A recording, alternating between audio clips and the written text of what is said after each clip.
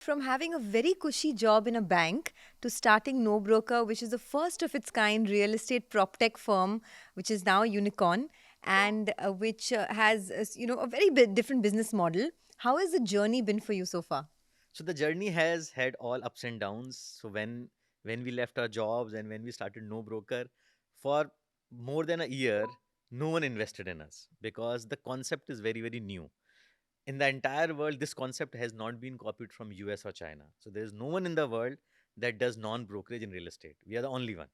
So when we started, the investors basically asked that if it is such a good idea, then why hasn't somebody else done it? We said we don't know, but people don't love Indian brokers, the real estate brokers. Some are good, but many of them don't provide great service and charge huge amount of money. So we think it should work in India.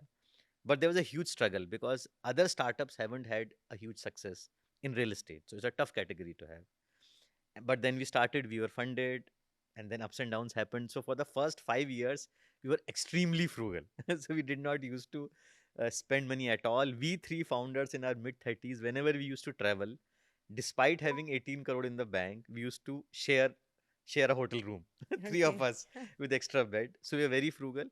But then slowly the compounding happened. I think And frugality is a common trait of all startup founders, I've realized. no, you are right. And it's extremely important to respect money.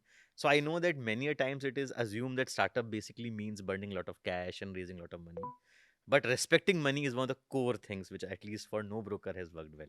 For all the young people out there who, startup has become like a sort of a sexy word now, right? Everybody wants to become an entrepreneur, everybody wants to start a startup. What would your advice be to them? My advice would be a very, very practical advice. First is that before you start a startup, it should not be because you don't like your job or you don't like your boss or you did not get a good increment this year. You should start a startup only when you are convinced about this idea and you are sure that you want to dedicate 1 to 2 years to your life. So this is not a Shark Tank industry where you come and you quickly get success. It takes 9 to 10 years to really build something. So it's not a sprint, it's a marathon. So first of all, be sure why you are coming. Second, gather some money. Either you can gather it from friends, family. Make sure that your financials are in order. Because if you are a fundable company and if you're not able to raise money for next 1 year, 2 year, you should have enough cash to make sure that you can survive. Because business also requires money and your living expenses also requires money. And how long were you bootstrapped before you got funding? So we are bootstrapped for almost a year. And then the funding came through. Yes. So for a year, we did not have any office. And when I left my job, many people called me and said, "Hey, great, you are starting something of your own."